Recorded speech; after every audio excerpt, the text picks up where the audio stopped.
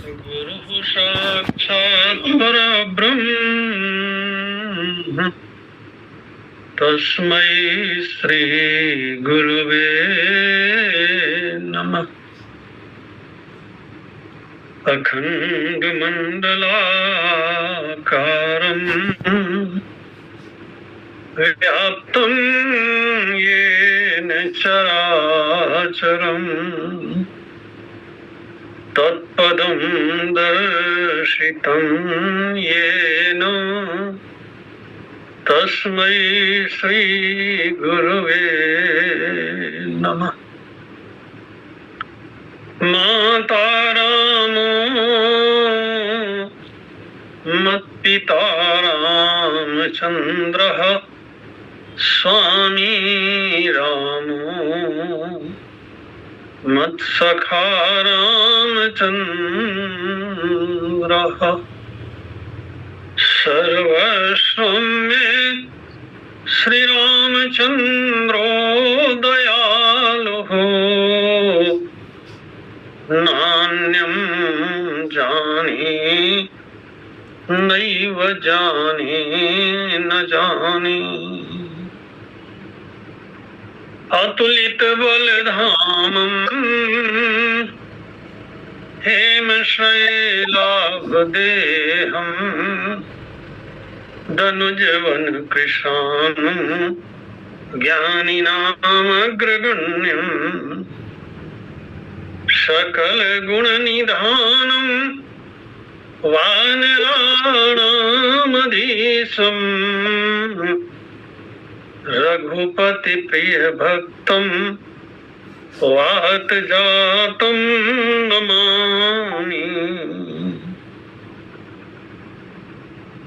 प्रेम से बोलिए भक्तवत्सल भगवान की जय। वृंदावन बिहारी लाल की जय। परमादरणीय संचालक महोदय श्री सिन्हा जी, भगवत कथा रस रसिक रसज्ञ श्रोताबंद श्रद्धामयी देवियों, आइए आज के विषय की ओर चलते हैं। बड़ा सुंदर और प्यारा सा विषय है, मोह न अंध कीन केही। किस किस को संसार में मोह ने अंधा नहीं बनाया हुआ है। अर्थ निकलता है कि सबको अंधा बना दिया है कोई माई का लाल जो ये कह सके कि मुझे मोह ने अंधा नहीं बनाया हुआ है। मोह न अंध कीन केही, तो मोह क्या है, मोह का अंधत्व क्या है, ये कैसे हमें अंधा बनाता है,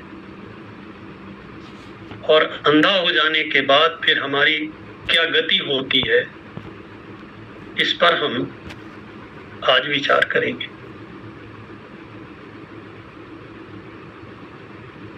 गोस्वामी जी महाराज लिखते हैं, मोह सकल व्याधिन कर मूला।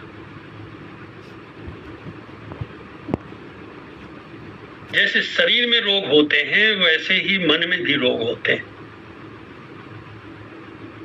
शरीर के रोग दिखाई देते हैं, हम उनका इलाज जल्दी कर लेते हैं, डॉक्टर के पास जल्दी पहुंच जाते हैं। मन के रोग बने रहते हैं, पहले तो हमें दिखाई नहीं देते। इनकी एक और विशेषता है, ये जैसे होते हैं उसे अपने सामने वाले व्यक्ति में दिखाई देते हैं, अपने में नहीं दिखाई देते।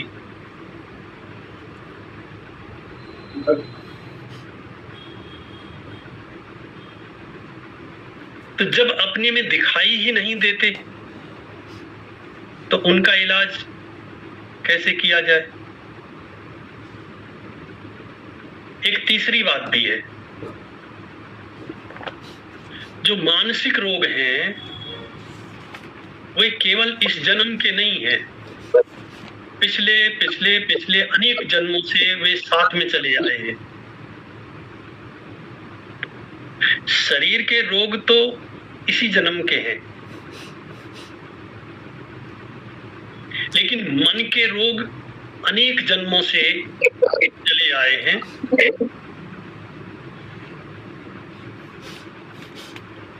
इसीलिए शरीर के रोगों को दूर करना थोड़ा आसान काम है, लेकिन मन के रोगों को दूर करना कठिन है। ये अभ्यास रूप में होते हैं। बार बार हमने अपने जीवन में जिन कर्मों का अभ्यास किया है और बार बार अभ्यास में आने के बाद ये जो मानसिक रोग हैं, यही हमारी प्रकृति बन जाते हैं, हमारा स्वभाव बन जाते हैं। फिर हम चाहें तो भी इनसे बाहर नहीं निकल सकते। भगवत गीता में भगवान श्री कृष्ण कहते हैं, प्रकृतिम यान्ति भूतानि। संसार का प्रत्येक व्यक्ति अपने स्वभाव के अनुसार, प्रकृति माने स्वभाव, स्वभाव के अनुसार आचरण करता है। निग्रह किम करिष्यति। कोई बहुत विद्वान है तो ये जरूरी नहीं है कि उसका स्वभाव भी अच्छा होगा, उसकी प्रकृति भी अच्छी होगी, क्योंकि स्वभाव बनता है अनेक जन्मों के अभ्यास के कारण। प्रकृति बनती है अनेक जन्मों के अभ्यास के कारण, और इस प्रकृति के मूल में होता है मनुष्य का मोह। किसी तरह मोह नष्ट हो तो जीव का कल्याण हो। इस मोह को योग शास्त्र में अविद्या कहा गया है, वेदांत में अज्ञान कहा गया है, पूर्व मीमांसा में इसे भ्रम कहा गया है, भक्ति शास्त्र में इसे अहंकार कहा गया है। ऐसे अनेक नाम हैं इसके। गोस्वामी जी महाराज ने उसका नाम मोह दिया है। ये चलताऊ शब्द है। मोह माने कुछ खास लोगों से चिपक जाना, कुछ लोगों को अपना मान लेना।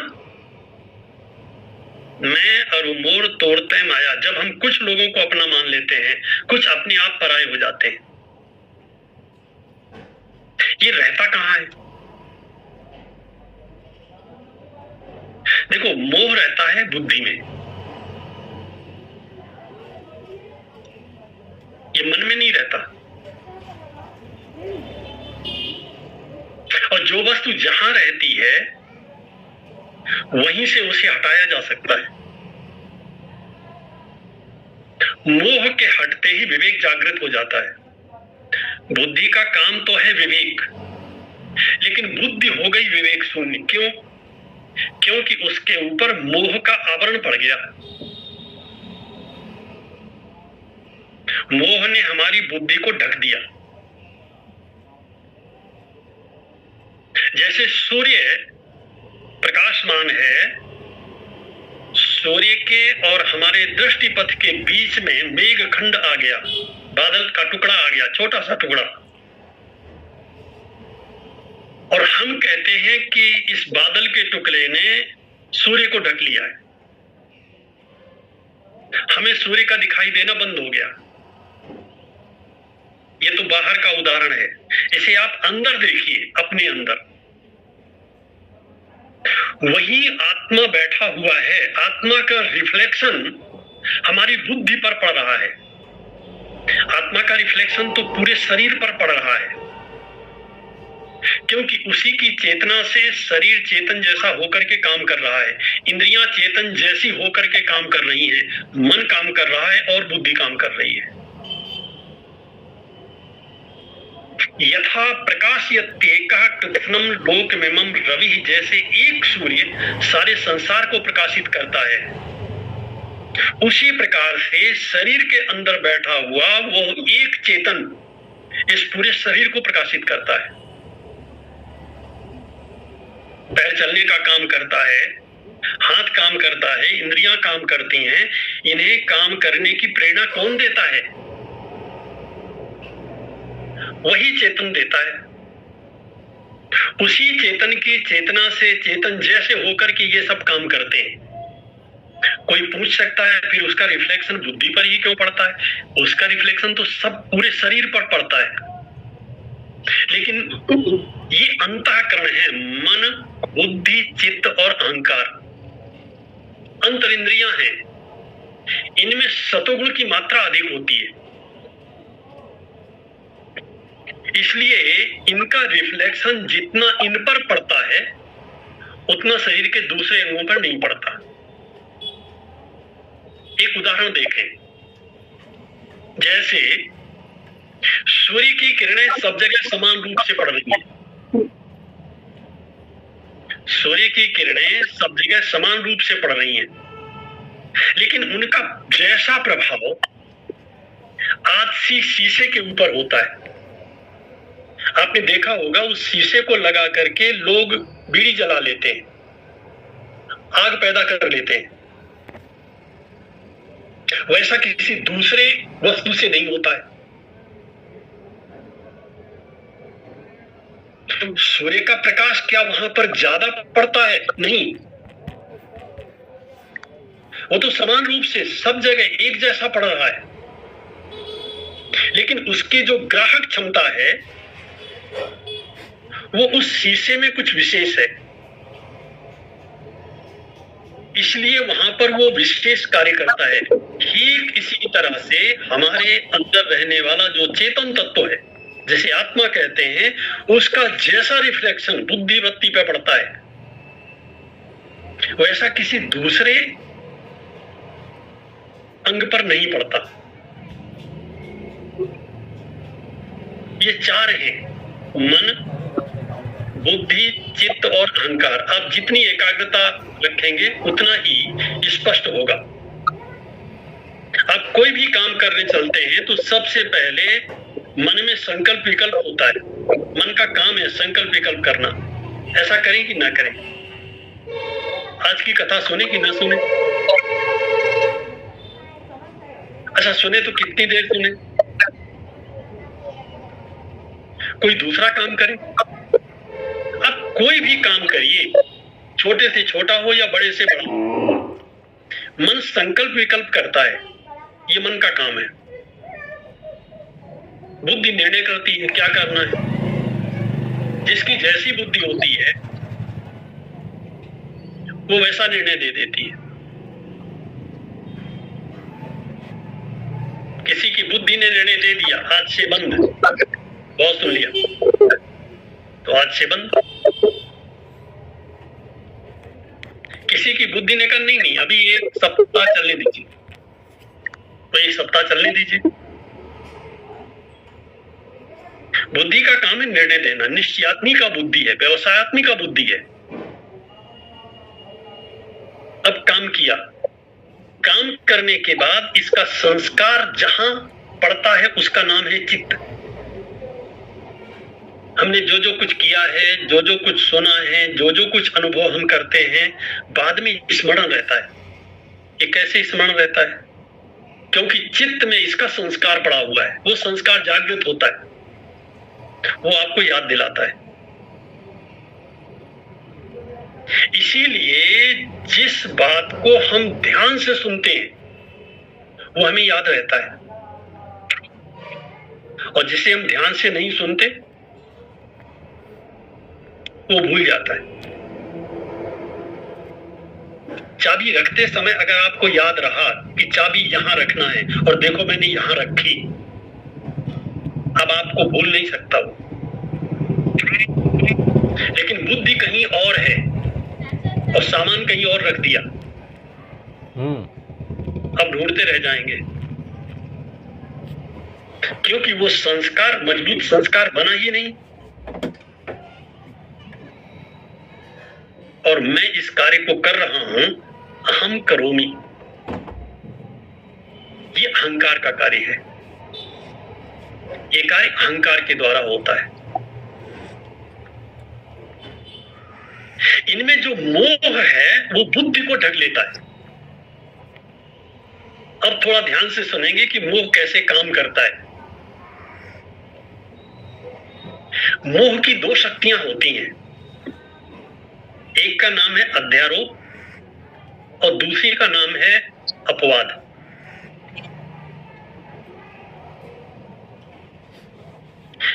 ये जो अध्यारोप नाम की शक्ति है ये वस्तु के स्वरूप को ढक देती है। जैसे आप स्वप्न देखते हैं तो स्वप्न कैसे कैसे बनता है, स्वप्न का निर्माण कैसे होता है? इसी शक्ति के द्वारा। वेदांत कहता है ये अज्ञान की शक्तियां हैं। अज्ञान की मानिए, अविद्या की मानिए, भ्रम की मानिए या अहंकार।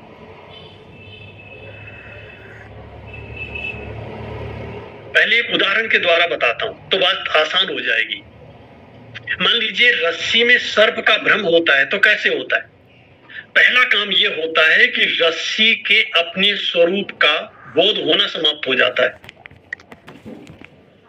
ऐसा कभी नहीं हो सकता कि आपको रस्सी का भी बोध होता रहे और सर्प का भी बोध होता रहे। ऐसा होता है क्या कभी कि आपको पता भी हो कि ये रस्सी है और उसी रस्सी में सर्प का भी भ्रम होता रहे? कभी हो ही नहीं सकता। यह मोह की जो अध्यारोप शक्ति है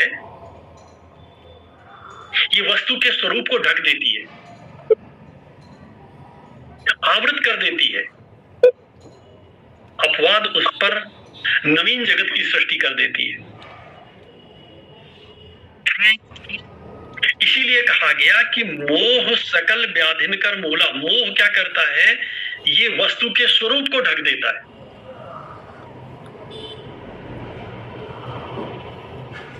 हमें एक भी मानसिक रोग न होता अगर हमें आत्मा के स्वरूप का बोध बना रहे तो।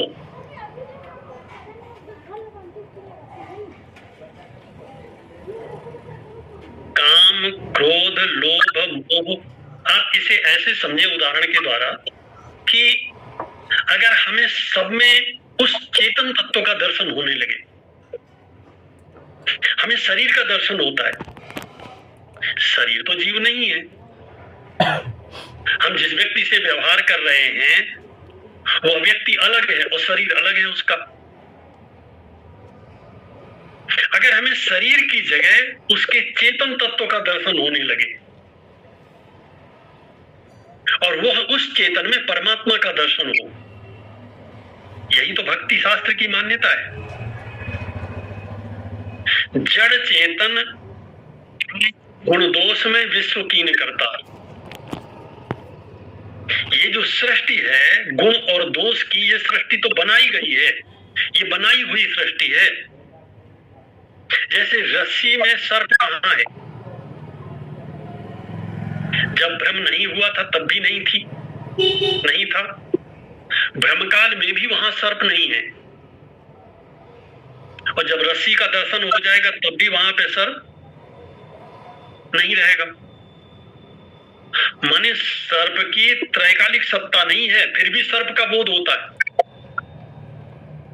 क्यों होता है? क्योंकि रस्सी का बोध नहीं हो रहा है। और रस्सी को जान लेने के बाद अब सर्प रहेगा वहां पे। ठीक इसी तरह से जिस क्षण जीव को आत्मा का दर्शन हो जाता है, विद्या विनय संपन्ने ब्राह्मणे गवि हस्तिनी, इसीलिए गीता में भगवान श्री कृष्ण कहते हैं एक विद्वान ब्राह्मण में, गाय में, हाथी में, सुनिचैव स्वपाके च, चांडाल में और कुत्ते में, पंडिता समदर्शिना, जो पंडित होता है वो समदर्शी होता है। क्यों? हमें तो इनमें बड़ा भेद दिखाई देता है, हमें तो इनमें एक रूपता नहीं दिखाई देती। यहां पंडित शब्द का प्रयोग किया गया है। पंडित शब्द का अर्थ है पंडा आत्मविषया बुद्धि ये शांते पंडिता, जिसकी बुद्धि ने ऐसा व्यक्ति जिसकी बुद्धि केवल आत्म तत्व का दर्शन करती है,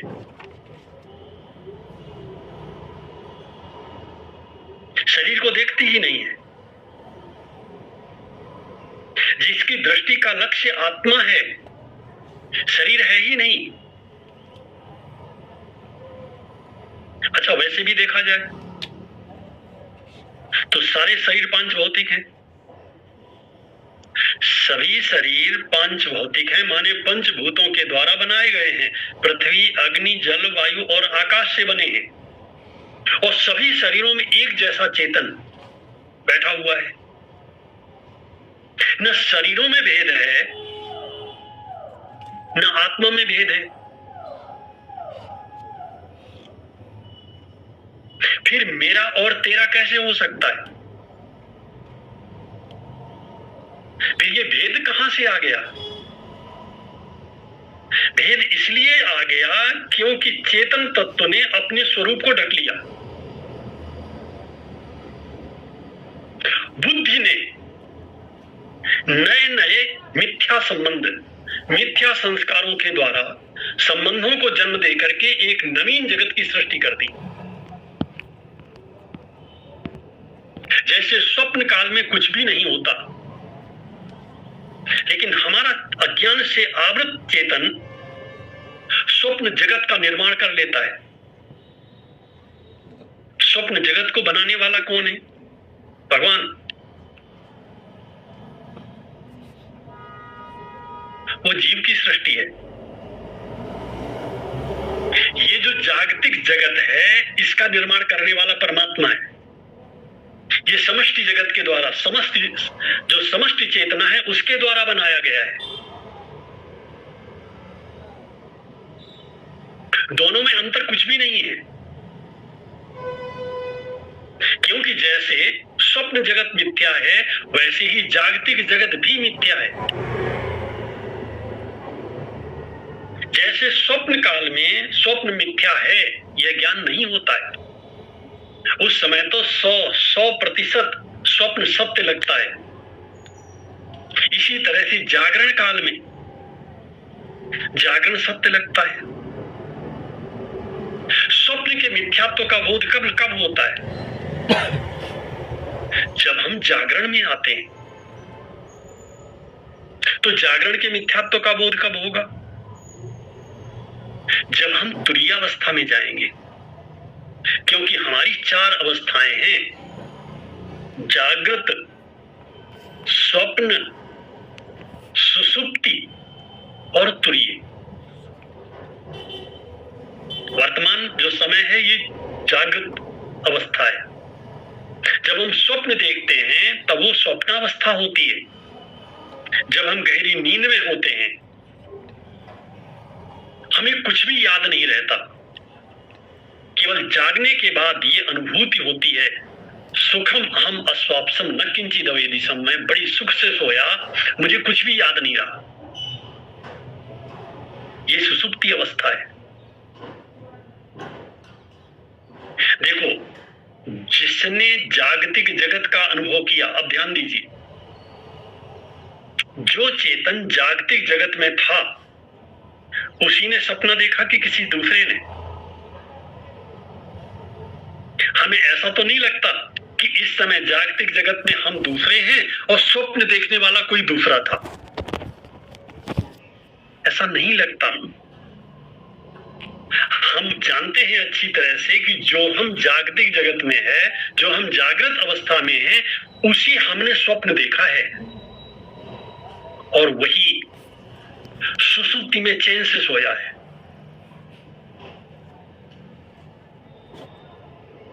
ये जो वाक्य है, सुखम अहम अस्वाप्सम, मैं सुख से सोया, मैं बड़े सुख से सोया, निकिंचिद अवेदिशम, मुझे कुछ भी याद नहीं रहा, बड़ा विरोधाभासी है। तुम्हें कुछ भी याद नहीं रहा, ये अब तो याद है, और याद ना होता तो कैसे बोलते। इसलिए सुषुप्ति अवस्था में भी वही चेतन था जो जागृत अवस्था में था, वही स्वप्न अवस्था में था, और वही सुषुप्ति अवस्था में था। अब उसकी स्मृति हो रही है, स्मरण हो रहा है। उस समय में बड़े सुख से सोया। क्यों? क्योंकि अज्ञान ने मन, बुद्धि, चित्त, अहंकार, इंद्रियां सबको ढक रखा था। जैसे घने अंधकार में जब हाथ को हाथ दिखाई नहीं देता, सारा संसार अंधकार में डूब जाता है, ठीक उसी तरह से सुषुप्ति अवस्था में अज्ञान के अंधकार में हमारा पूरा शरीर, इंद्रियां, मन, बुद्धि, चित्त, अहंकार सब डूब जाते हैं। हमारा चेतन भी उस अज्ञान से आवृत हो जाता है, अज्ञान के अंधकार से। कुछ काम करता नहीं, अब कुछ करना नहीं है, मन चैन से सोता है। इसलिए जागने के बाद ये अनुभूति होती है, सुखम अहम अस्वाप्सम, मैं बड़े सुख से सोया। तो जो मैं जागतिक जगत में था, उसी ने स्वप्न देखा, वही सुषुप्ति अवस्था में रहा, और वही चतुर्थ अवस्था में भी जाएगा। क्योंकि जीव की इन तीन अवस्थाओं का तो हम रोज अनुभव करते हैं, चौथी अवस्था कहां गई? शास्त्रों में 4 अवस्थाओं का वर्णन है। ये जो चौथी अवस्था है, इसे कहते हैं तुरीय अवस्था। तुरीय शब्द का अर्थ ही होता है चतुर्थ। यह शुद्ध ज्ञान की अवस्था होती है। कभी कभी कथा सुनते समय भी हमारी बुद्धि वृत्ति में ज्ञान पूरी तरह से प्रकट होता है, और एक क्षण के लिए वो प्रकाश स्पष्ट हो जाता है, सब कुछ स्पष्ट हो जाता है, स्थिर नहीं रहता। हमारे जीवन में ज्ञान आता तो है, कभी गीता को पढ़ते समय, रामचरितमानस को पढ़ते समय, कभी कोई अच्छी बात सुनते समय ज्ञान आता तो है, रुकता नहीं है। एक चमक सी दिखा करके चला जाता है। क्यों? क्योंकि शरीर में वो सामर्थ्य नहीं है, शरीर पात्र नहीं है।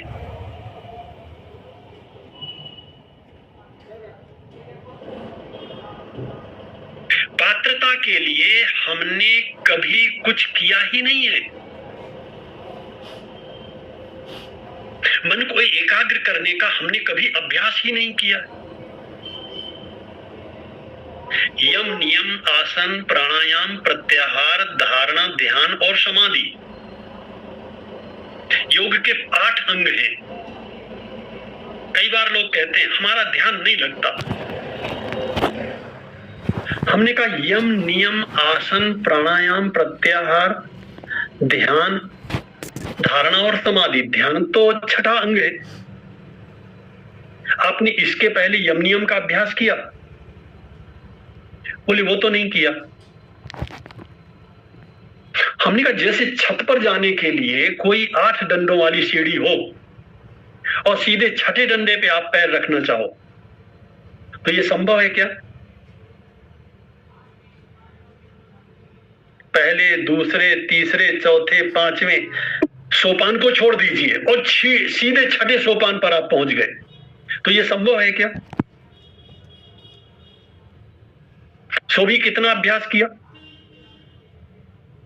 बोले कुछ नहीं।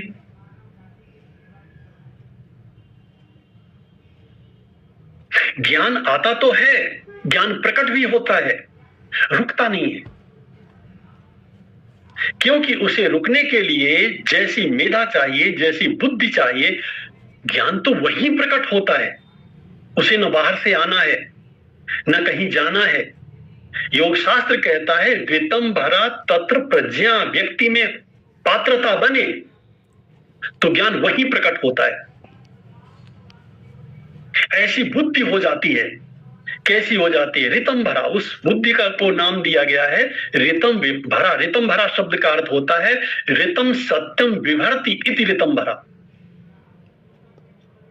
एक बुद्धि ऐसी होती है जो केवल सत्य को स्वीकार करती है, असत्य उसके सामने रुक नहीं सकता। यही भगवान शिव का तीसरा नेत्र है,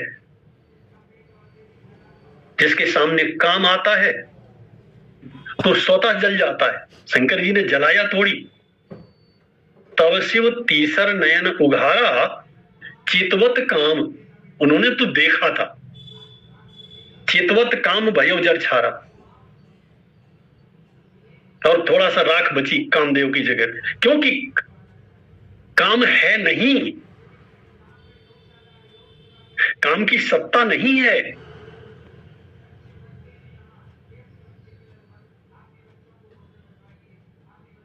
इसलिए वो जल गया। वही भोलेनाथ भगवान शंकर जब राम जी के विवाह में नयन पंचदश अति प्रिय लागे, 5 सिर हैं, 15 नेत्रों के द्वारा राम जी का रूप देख रहे हैं, राम जी तो नहीं जले। माता पार्वती ने कहा भी था महाराज आप तीसरा नेत्र मत खोलना। शंकर जी ने कहा क्यों? अब बोले एक बार तो आप गड़बड़ कर ही चुके हो, इस ब्याह में कुछ गड़बड़ ना हो जाए। बोले नहीं देवी, मेरा ये जो तीसरा नेत्र है यह केवल सत्य का दर्शन करता है। यह जो हमारी बुद्धि है, 2 नेत्र व्यक्ति के पास चाहिए, ज्ञान विराग नयन उर्गारी।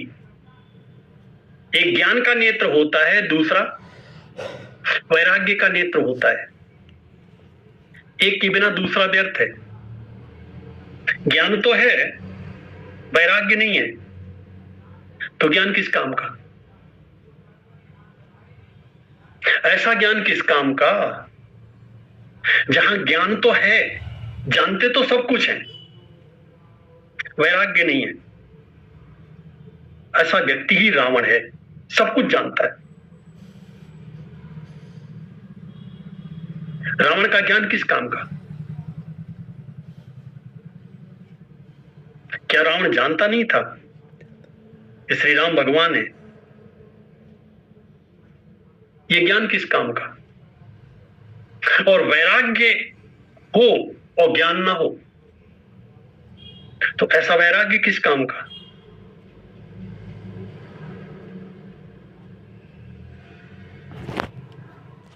मोह दोनों को मारता है।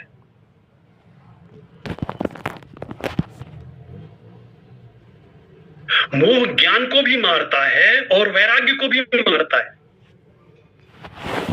क्या धृतराष्ट्र ये जानता नहीं था कि दुर्योधन गलत कर रहा है? किसी ने दुर्योधन से पूछा यार इतना पाप कर रहे हो, क्या तुम जानते नहीं हो? इतना अधर्म क्यों करते हो? उसने कहा खूब जानता हूं, जानामि धर्मम, धर्म के रहस्य को जानता हूं। फिर धर्म करते क्यों नहीं हो? मेरी इच्छा नहीं होती।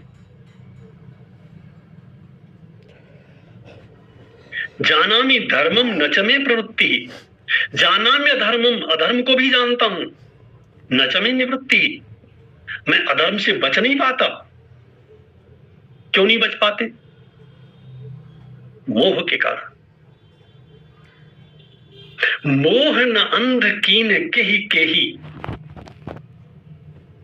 देखो हम लोग अपने आप को शरीर मानते हैं। अब थोड़ा हम लोग काम की बात कर ले। ऊंची ऊंची बातें तो बड़ी हो गई, थोड़ा अपने काम की बात करें। हम लोग अपने को आत्मा मानते हैं कि शरीर मानते हैं? अपने को शरीर मानते हैं। और संसार के जितने संबंध हैं वे सब संबंध किसके हैं? हमारे की शरीर के। बेटा बेटी इस शरीर से जो पैदा हुए, या यह शरीर जिनसे पैदा हुआ। ध्यान दीजिए, बहुत काम की बात है। यह शरीर जिससे पैदा हुआ, माता पिता, इस शरीर से जो पैदा हुए, बेटा और बेटी।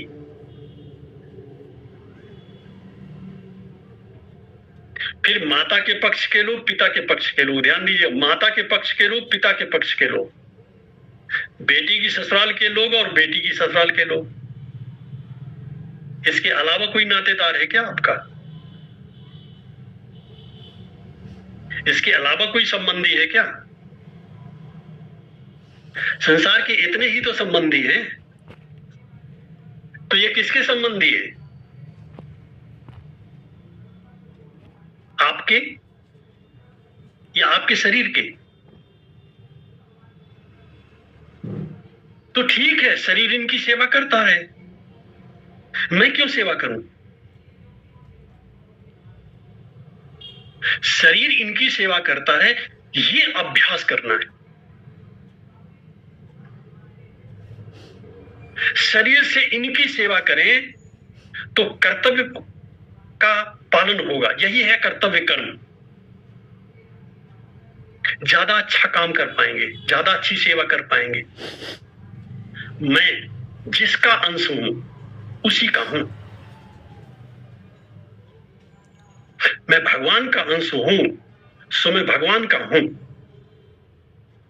और भगवान ही मेरे हैं और कोई इस संसार में मेरा नहीं है। इसका अगर हमने अभ्यास कर लिया तो ये मोह हमारा कुछ नहीं बिगाड़ सकता।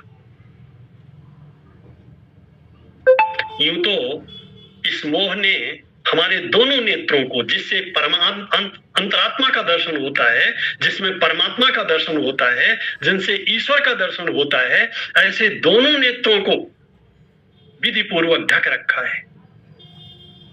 तभी गोस्वामी जी महाराज कहते हैं, श्री कागभूषणी जी महाराज कहते हैं कि मोह न अंध कीन के ही अको जग काम न चाव न जेही। प्रेम से बोलिए भक्त वत्सल भगवान की जय। शेष चर्चा हम लोग कल करते हैं।